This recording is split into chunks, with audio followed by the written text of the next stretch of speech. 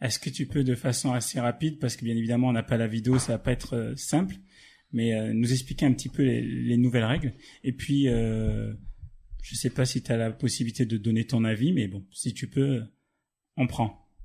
Ouais, bien sûr. Alors, juste avant de parler des nouvelles règles, j'aimerais expliquer comment les nouvelles règles se font. On est le sport qui change de règles très fréquemment. On est un des sports les plus techniques. Donc forcément, les règles, elles évoluent. Mais elles évoluent pas pour embêter qui que ce soit. Parce que bon, j'échange beaucoup avec les joueurs, les entraîneurs et tout, et qui se posent plein de questions par rapport à ça. Pourquoi ? Alors chacun a son avis à donner. Moi, j'aurais pas écrit la règle comme ça. Mais bon, je pense qu'il faut attendre déjà.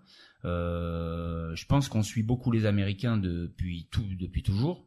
C'est pas que sur le basket d'ailleurs.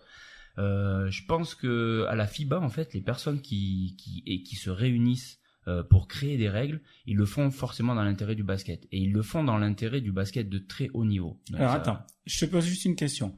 Est-ce qu'ils le font dans l'intérêt du basket ou est-ce qu'ils le font dans l'intérêt du business ? Ben voilà, c'est pour ça que je parlais des Américains, parce que bon, on sait très bien que les Américains, le sport, c'est un prétexte pour le business. Eux, c'est clair et net, c'est eux, il faut que ça fasse du chiffre, il faut qu'il y ait des entrées, et il faut qu'il y ait des 3 TV exponentielles. Donc eux, c'est une affaire de business, et le sport est autour. En France, on place le sport au milieu, et les sponsors viennent se greffer, tout ça autour. Donc ils ont une vision du sport qui est complètement celle qu'elle doit être, parce que si on regarde bien leur système de draft et tout, c'est comme ça que le sport doit être fait. C'est pas que le budget qui doit décider de la qualité d'une équipe. Donc eux, ils ont vraiment tout compris. Le sport universitaire, je veux dire, on est à des années-lumière de ce qu'ils font. Et nous, le sport à l'école, je pense que tous les basketteurs se souviennent du prof de sport qui connaît rien au basket. Et je pense que ça, on le sait tous. C'est clair. Et ça, c'est une problématique. Donc du coup, là, on commence à suivre en fait les Américains. Et là, la FIBA, elle est en train de se poser la question de faire en sorte de mettre des règles en place pour qu'il y ait du spectacle. Alors, on parle beaucoup de sport spectacle. Les Américains l'ont vite compris.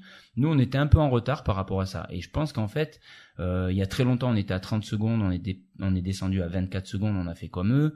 Et le cercle de non-charge, on l'a instauré aussi comme eux, pas vraiment avec la même règle, mais comme eux. Et tout ça toujours dans le but qui est... Les cartons aussi. Voilà, les 4 cartons, mais tout. Je veux dire, on a tout le temps tout fait comme eux. Et là, on continue. Et du coup, la FIBA, par rapport au JO, elle a vu que Team USA était sanctionné de marché. Et puis les joueurs, on a encore reçu des vidéos de la Fédé avec DeAndre Jordan qui reçoit la balle sur un appui, qui saute, qui fait 1-2, qui tape un gros moulin avant, et puis un arbitre grec, pip, qui siffle et qui fait chier tout le monde parce qu'il siffle marché. Donc je pense que la FIBA, elle a voulu instaurer par rapport à la règle du marché un petit laisser aller. Alors nous, on le sifflait pas tout le temps, mais on savait qu'on faisait une erreur, mais dans l'intérêt du spectacle, on laissait jouer. Donc là, la FIBA, elle a introduit notre façon de faire en tant qu'arbitre dans la règle. Donc en fait, la FIBA, elle essaie de laisser le moins de place possible à l'interprétation. Donc quelque part, ça vous facilite un petit peu la tâche. C'est exactement ça. Donc en gros, parce qu'il y avait toujours les puristes de la règle qui voyaient un joueur arriver tout seul et qui sifflait un marché. Et puis je pense que les réactions dans les tribunes, on comprenait vite que pour le spectacle, c'était pas bon. Alors après, les arbitres qui étaient dans le sens du jeu, ils laissaient jouer ça. Mais on savait qu'il y avait un triple appui qui se détecte qu'à la vidéo ou que par l'œil de l'expert. Mais je veux dire, la personne qui connaît pas du tout le basket, elle vient dans les tribunes, elle voit ça, elle dit waouh, quelle jolie action. Oui. Alors que en réalité, si siffle marché, il va pas le novice du basket va pas comprendre. Et malheureusement, voilà, le sport spectacle, c'est à la télé, c'est aussi dans les salles pleines et c'est pas que des basketteurs. Oui, parce que souvent le basket est critiqué justement par le fait que c'est un jeu très haché. Donc le but, c'est effectivement de rendre le jeu le plus fluide possible. Et dans ce sens, il y a une seconde règle qui a été mise en place, c'est celle de la faute antisportive, justement pour qu'on puisse laisser jouer plus souvent les contre-attaques. Exactement, en fait, la règle antisportive, elle est exactement dans le même point. Je voulais juste finir sur le marché vas-y. Pour expliquer. Je pense que ça peut, tout le monde a un peu compris l'histoire du pas zéro. En fait, cette règle, elle permet au joueur qui a un appui au sol, qui reçoit le ballon, de pouvoir ce pas compte 0, alors qu'avant c'était déjà le pied de pivot. Donc l'appui qui est au sol au moment de la réception de balle, cet appui compte plus. Donc on l'appelle le step 0, ce qui fait qu'après il y a le 1, le 2, donc en fait il fait un double pas, et après il y a un dunk derrière ou un double pas. Donc en fait dans la formation... Ou un layup pour ceux qui écoutent le podcast. C'est vrai que tout le monde peut pas tout marre. Moi, j'ai jamais se matché, donc je vais pas me vanter. Mais du coup, oui, en fait, dans la formation, en fait, on a tous appris à faire des doubles pas. Et quand on était en benjamin, quand on recevait le ballon, on essayait de recevoir le ballon en l'air pour pouvoir choisir son pied, son premier pied d'appui et se mettre sur son bon pied de façon si on est à droite ou à gauche et si on est droitier ou gaucher. Donc là, cette règle, si un joueur reçoit très rapidement le ballon, il a déjà l'appui au sol. Donc ça lui permet de sauter, de faire gauche-droite ou droite-gauche selon sa main forte et sa jambe d'appui, quoi. D'accord. Donc ça, c'est la règle, je l'ai résumé parce que nous, techniquement, on attend encore les interprétations de la FIBA parce que ça va un peu évoluer. Parce que ce qui ne change pas, en fait, c'est les départs en dribble. Donc quand on part en croisé ou en direct, on ne doit pas lever le pied de pivot. Ça change pas. Donc les marchés, ils seront surtout là. Après, volontairement, les joueurs... Ça change pas, c'est vrai que c'est pas la règle n'a pas changé où le pied de pivot est le pied de devant plutôt que le pied de derrière. Non, alors ça a très longtemps que ça a changé, Jordan. Ah ouais. Il y a plus de notion de pied avant ou arrière. Le premier appui posé au sol, avant, c'était le pied de pivot. Et en fait, on s'apercevait, moi je voyais plein de marchés sur les matchs, et surtout les joueurs américains qui arrivent en Pro B, eux, ils sont formés avec cette règle. Parce que la règle du marché, là, celle-là, c'est purement la règle américaine et la règle NBA. C'est-à-dire que quand on reçoit là, j'ai parlé en fait pour le tir, mais pour le départ en dribble, si on est arrêté dans l'aile après un démarquage, là c'est pareil, que ce soit un départ direct ou croisé, il faut pas lever le pied de pivot. C'est juste sur la course. Exactement. Par contre, le meneur qui reçoit après un rebond, souvent, donc il y a un rebond def, il y a une sortie de balle, le meneur prend de l'élan et reçoit le ballon. S'il a un appui au sol, en fait, c'est toujours son pas zéro, il a le droit de poser l'appui numéro 1, mais par contre, il doit lâcher la balle avant de poser l'appui numéro 2, ce qui lui laisse déjà un peu le laps de temps. D'accord. L'ancienne règle, en fait, en réalité, quand on recevait le ballon sur un appui, il fallait lâcher la balle tellement vite que tous les Américains, sur tous les départs, on leur sifflait des marchés. Fallait limite ne pas la contrôler en réalité pour pas risquer de marcher, en fait. Ouais, mais c'est quasiment ça, parce que dès qu'on recevait la balle, l'appui au sol, c'était le pied de pivot, fallait pas le lever pour dribbler, donc ça paraissait une ineptie en termes de règlement, hein. Après, voilà, mais des fois on les sifflait pas parce qu'il y a que l'œil de l'expert qui le voyait et ça faisait vraiment chier tout le monde, quoi. Donc là, en fait, ce qu'on faisait avant, la FIBA l'a intégré dans la règle, et ce qui fait qu'on va pouvoir laisser jouer au maximum. Pour qu'il y ait marché, il faudra qu'il y ait 4 pas. Par contre, le joueur qui reçoit la balle en l'air, j'oublie de dire, il n'a pas droit à 3 appuis comme au hand. C'est clair. Le joueur qui reçoit la balle en l'air, eh ben, il fera son 1-2 comme il a toujours fait, puisqu'il peut choisir d'atterrir à droite ou à gauche. D'accord. La règle antisportive ? La règle antisportive, en fait, elle est dans le même trip que la règle du marché. On est là clairement pour le beau jeu. Tout le monde a vu les matchs de toutes les divisions. Ça a commencé en pro. Les coachs, en fait, eux, ils étudient les règles et leur but, c'est de gagner le match. Donc, c'est une règle qui leur permet de couper une contre-attaque contre une équipe qui, en fait, met un tiers de ses points en contre-attaque. Faut savoir que dans le monde pro, ils ont des stats hallucinantes, hein. Ça se résume pas qu'aux stats que nous, on peut lire. Ils ont des stats vraiment sur tous les postes et ils scoutent les équipes adverses, ils voient comment les équipes adverses jouent, et quand une équipe est très forte en contre-attaque, si elle met un tiers de ses points sur le contre-attaque, on a tous droit à 5 fautes. Quand on a 12 joueurs, c'est quand même 2 joueurs de plus que sur le niveau amateur. Donc du coup, il y a des fautes qui se sont appelées au début des fautes tactiques. Donc c'est les Serbes qui ont créé ça très rapidement, ils cassaient les contre-attaques, et en plus ils levaient la main, et puis l'arbitre sifflait faute, et tout allait bien. Donc tant qu'on n'est pas dans la pénalité dans un quart-temps, on avait droit en fait à couper 4 contre-attaques. Et ça, on s'est vite aperçu qu'en fait c'était dommage pour le beau jeu, parce que quand on laisse jouer ce genre d'action, derrière il y a un 3 contre 2, il y a un 2 contre 1, il y a un dunk, il y a un poster, ou voire même des fois il y a un contre. Donc en fait, les spectateurs, ils viennent pour voir ce genre d'action, et c'est un régal en NBA par rapport à ça. Donc de voir une petite faute avec une remise en jeu ou une guerre de lancer franc, ça intéresse pas le spectateur, et c'est lui qui paye en fait. Parce que les gens qui payent des abonnements SFR ou Canal avant, ou qui payent leur billet pour aller voir un match, s'ils sont contents, ils reviennent. Et moi j'ai vu des mecs qui connaissaient rien au basket, ils regardaient le match et puis on va aller voir du foot. Parce qu'on comprend pas, ça fait que siffler.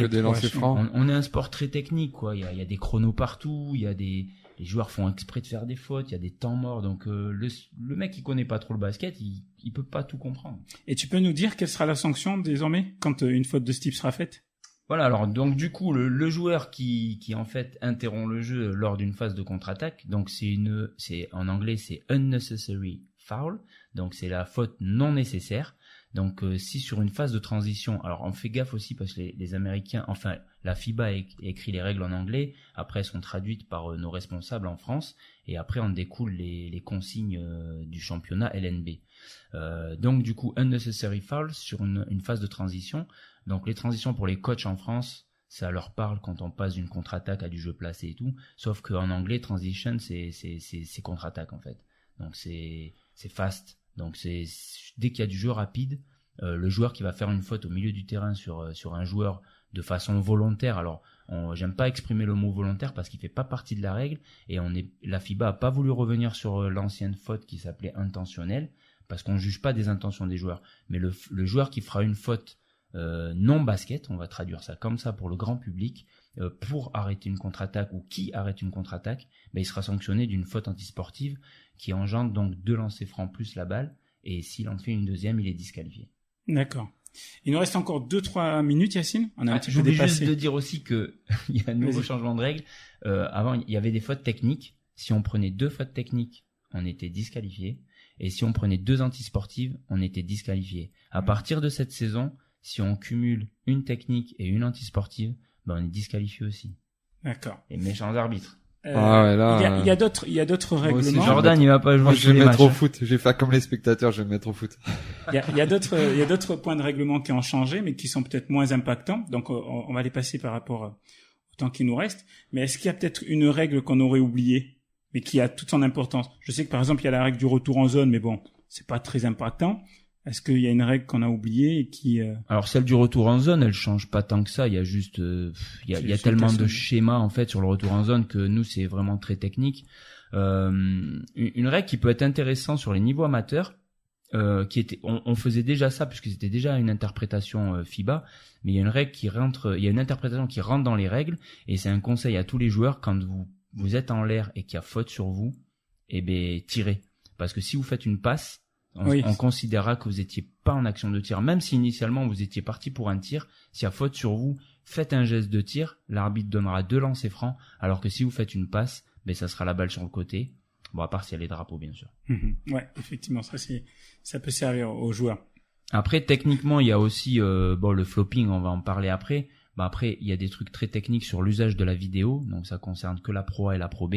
Donc la FIBA a rajouté sur les bagarres par exemple, on peut aller voir les vidéos. Sur les tirs à 2 ou 3 points, l'arbitre peut aller voir la vidéo. Par contre, il doit toujours prendre sa décision, l'arbitre, et il peut que la confirmer ou la retirer suite à la vidéo. Mais il doit quand même prendre une décision, parce que l'outil vidéo des fois peut ne pas donner d'informations. L'arbitre a le droit de consulter la vidéo autant de fois qu'il veut dans le match? C'est autant de fois qu'il veut, mais alors c'est très réglementé. C'est-à-dire qu'avant, la première année où on l'a fait, on pouvait voir la vidéo que pour un tir au buzzer de fin de quart-temps, c'est tout. La première année, c'est qu'un tir au buzzer de fin de 4e quart-temps qui donne la victoire ou une prolongation à une équipe. D'accord. Donc en gros, ça arrivait 3 fois dans l'année, quoi.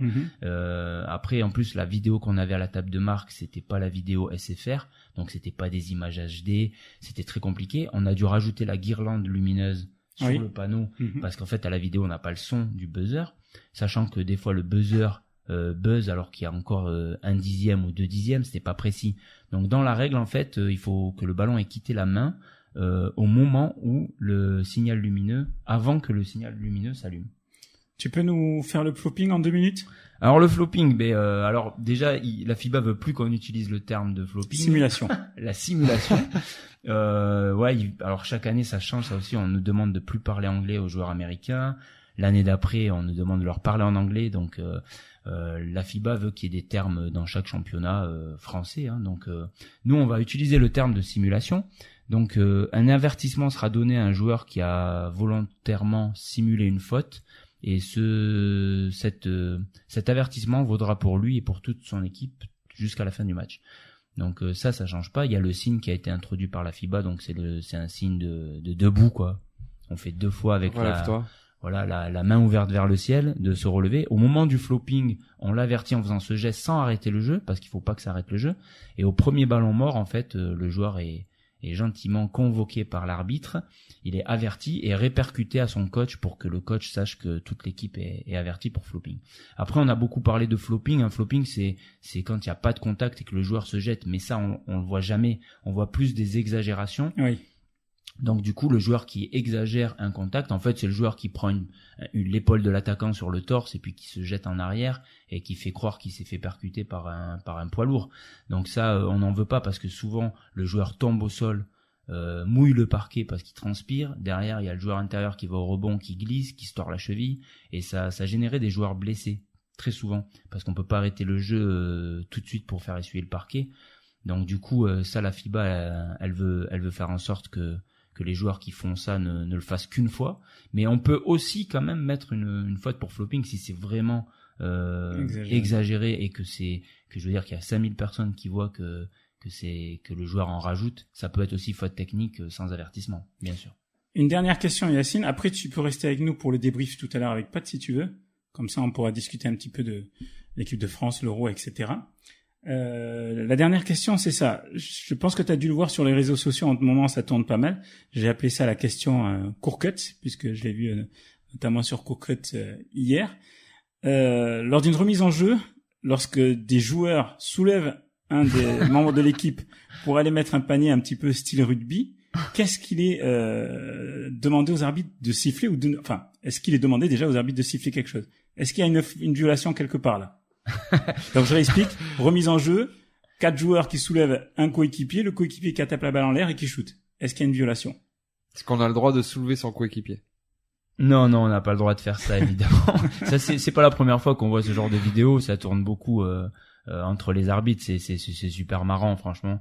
On verra jamais ça dans le monde professionnel. Le truc, c'est que on trouve souvent ça dans le Sud-Ouest, en fait, parce que ça existe au rugby. Sur les touches au rugby, on soulève un joueur pour qu'il attrape la balle.